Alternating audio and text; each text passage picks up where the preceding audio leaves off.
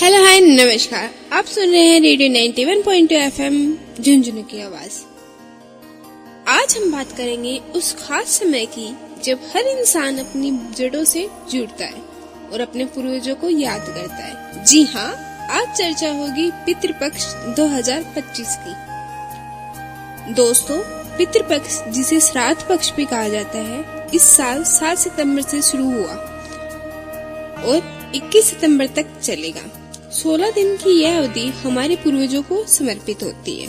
मान्यता है कि इन दिनों में पितृलोक के द्वार खुलते हैं और हमारे पूर्वज धरती पर आते हैं, हमारे श्राद्ध, तर्पण और दान स्वीकार करते हैं और हमें आशीर्वाद देकर वापस जाते हैं। पितृपक्ष का अंतिम दिन होता है सर्वपितृ अमावस्या, जिसे महालय अमावस्या भी कहा जाता है। जो लोग अपने पूर्वजों की सटीक तिथि नहीं जानते, वो इस दिन को श्राद्ध करते हैं। कहते हैं पितरों की तृप्त करने से देवता प्रसन्न होते हैं और देवताओं को प्रसन्न करने से घर परिवार में सुख शांति और समृद्धि आती है। श्राद्ध का मतलब है श्रद्धा से भोजन अर्पित करना। माना जाता है कि श्राद्ध से पूर्वजों की आत्मा तृप्त होती है।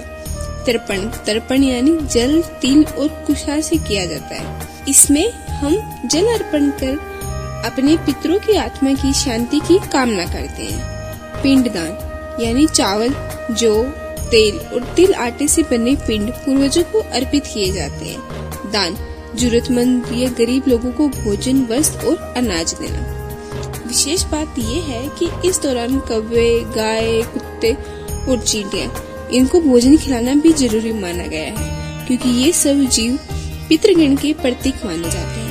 अब हम बात करते हैं क्या करना चाहिए और क्या नहीं। पहले मैं आपको बताऊंगी कि इस पितृपक्ष में क्या करें। रोजाना स्नान, संध्या और पूर्वजों की स्मृति, ब्राह्मण और गरीबों को भोजन कराना आवश्यक है और घर को साफ सुथरा रखें। और क्या ना करें, इस दौरान नए काम जैसे शादी, मकान की नींव या कोई बड़ी सौदा शुरू नहीं करना चाहिए। मांस, मदिरा, प्याज, लहसुन से बचना चाहिए। अपशब्द, झूठ और क्रोध से दूर रहना चाहिए। दोस्तों, ये सिर्फ धार्मिक रीति नहीं, ये हमारी संस्कृति का वह हिस्सा है जो हमें निम्रता और आभार जताना सिखाता है। कहा जाता है कि महाभारत काल में जब भीष्म पितामह बाणों की सैया पर लेटे थे, तो उन्होंने युधिष्ठिर से धर्म और श्राद्ध के महत्व पर चर्चा की थी। वहीं रामायण में भी वर्णन मिलता है कि श्री राम भगवान ने भी अपने पितरों का श्राद्ध कर उन्हें तृप्त किया था। एक मान्यता ये भी है कि श्राद्ध न करने से पितर नाराज हो जाते हैं और परिवार में कलह, असफलता और संकट आने लगता है, जबकि सच्चे मन से श्राद्ध करने पर पितरों का आशीर्वाद मिलता है और जीवन में सुख शांति बनी रहती है। दोस्तों, पितृपक्ष की एक खास तिथि होती है इंदिरा एकादशी। कहा जाता है कि इस दिन श्राद्ध करने से वो आत्माएं विमुक्ति पाती हैं जो कई जन्मों से बंधी हुई होती है। अब बात करते हैं सर्वपितृ अमावस्या की। यह दिन हर उस परिवार के लिए खास होता है जिनके पूर्वजों की मृत्यु तिथि मालूम नहीं है।